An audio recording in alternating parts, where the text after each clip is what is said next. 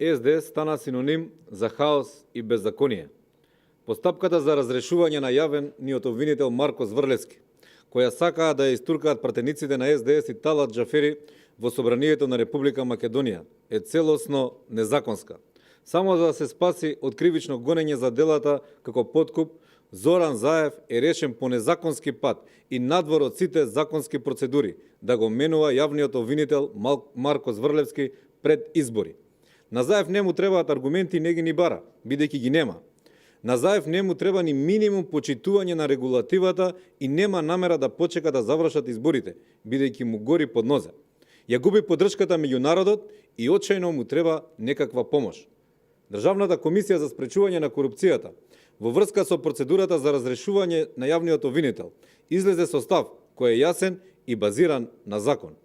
Мислењето на антикорупцијска, кое вчера го добивме како пратеници, но и беше на увид на целата македонска јавност, е дека од денот на распишување на избори до денот на завршување на изборите за градоначалник или членови на совет, односно до конституирање на советите на градот Скопје или општините, постои законска пречка да се разрешуваат и да се именуваат лица од и во државни и јавни институции, каде надлежност за именување и разрешување има Собранието на Република Македонија, Владата на Република Македонија или други институции кои вршат именување или разрешување.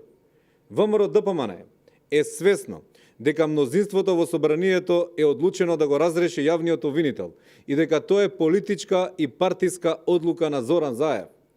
Како што вчера веќе најавивме, пратениците од ВМРО ДПМН и Коалицијата за подобра Македонија нема да учествуваат во незаконското работење во Собранието на Република Македонија од страна на пратениците од мнозинството предводено од СДС и Талат Џафери во носењето на оваа незаконска постапка.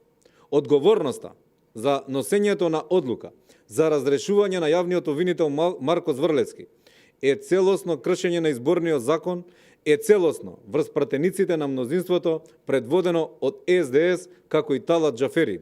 Казната за неодговорното и незаконско работење на СДС ќе стигне на 15 октомври. Ви благодарам.